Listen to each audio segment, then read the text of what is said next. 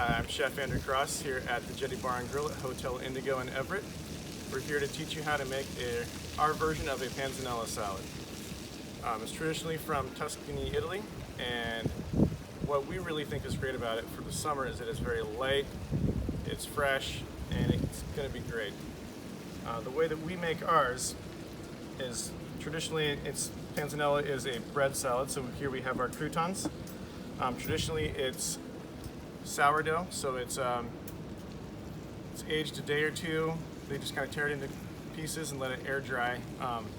They generally soak theirs ahead of time when they're making the salad to kind of soften that crunch up a little bit.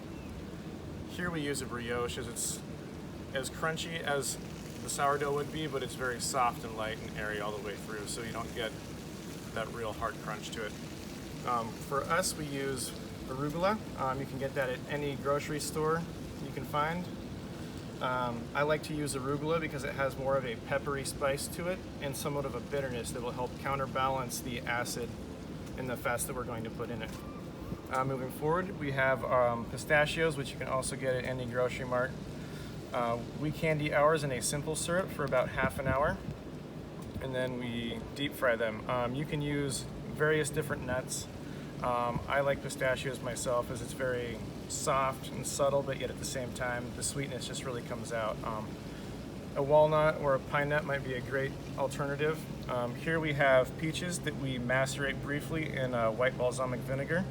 Another great go-to for the way that we're making this would be cherries, apricots, or any other type of a summer stone fruit.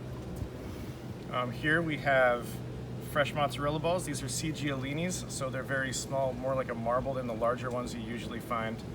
You can find those more in specialty markets, in the dairy sections, like at Whole Foods or at Trader Joe's. We marinate ours in an extra virgin olive oil, salt, pepper, and fienne herbs, which is a traditional French blend of parsley, chives, chervil, and tarragon.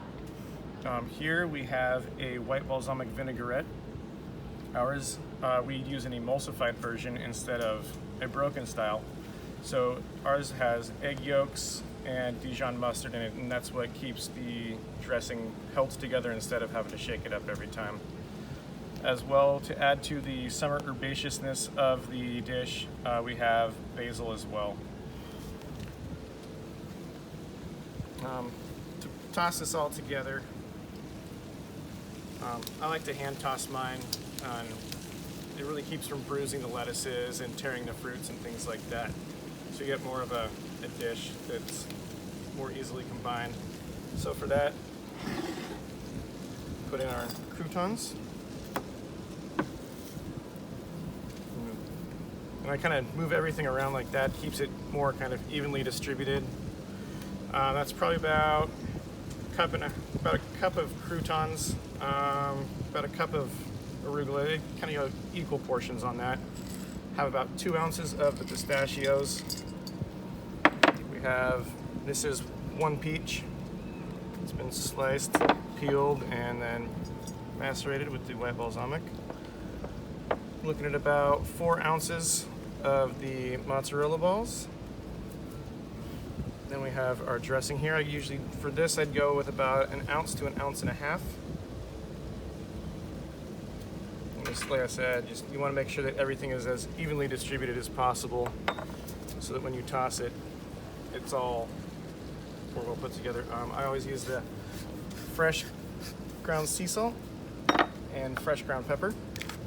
I like to go a little bit more on the pepper, specifically on this salad myself, as it adds a bit more of that peppery spice that'll match up with that arugula. I also toast my peppercorns beforehand. It makes them a bit more fragrant.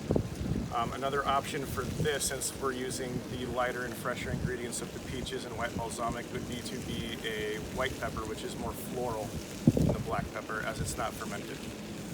And then I like to toss it very lightly, as to not disturb any of their natural essence.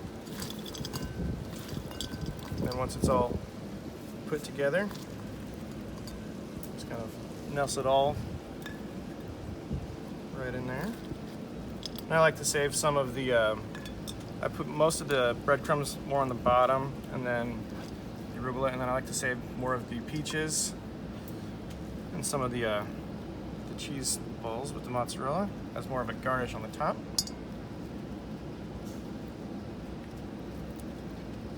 And you get the nuts as well.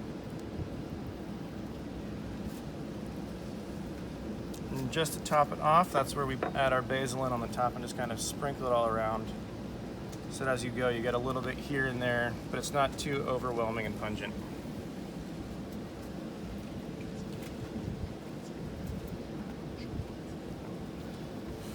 And there we go. That's Jetty Panzanella.